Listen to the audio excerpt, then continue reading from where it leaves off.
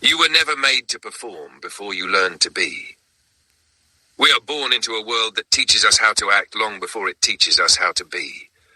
From an early age, we are handed roles, identities to assume, expectations to fulfill, appearances to maintain. We learn how to show up for the crowd, how to meet the standards, how to perform. But few are ever taught how to return inward, how to listen, how to know themselves, how to come into the presence of God empty, not edited. We learn the character, but we forget the soul. The role is not evil, but it's not the root. We must make something clear.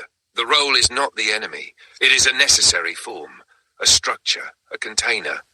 But the danger is when the container starts to replace the content. Roles have function. They help us move through the world. They allow us to engage with others, fulfill responsibilities, and contribute.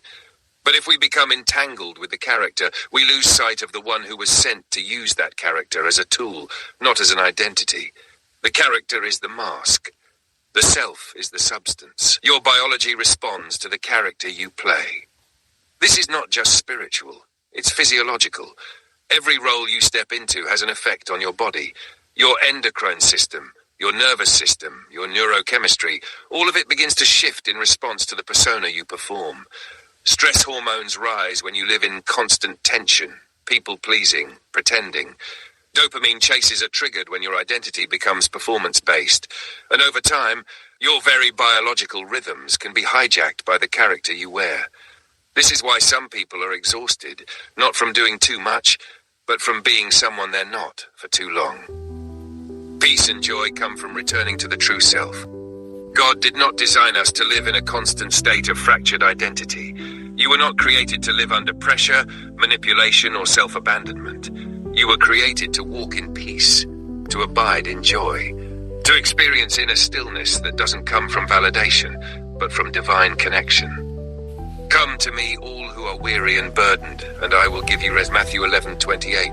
But that rest requires returning. Returning to the place where you remove the mask, where you lay the role down, where you let God feed you manna, not likes, not applause, not dopamine hits, manna, daily, quietly, directly. Society promotes characters it doesn't even believe in. Here's the contradiction. We live in a world that tells us what kind of person to be, but doesn't actually reward that person. It tells men to be nice, but then elevates dominance. It tells women to be independent, but secretly celebrates dependency on toxic validation. It praises humility, but rewards performance. It preaches peace, but profits off your stress. This contradiction creates confusion. Because the role you're encouraged to play is often one that fractures your identity rather than heals it. So we play roles that are designed to look good, but leave us hungry. You must step off the stage to reconnect with the source. Every day we are called to play certain parts: parent, partner, provider, servant, leader. But when the stage lights cut off, when the audience disappears, when the script runs out, you must remember to step off the stage.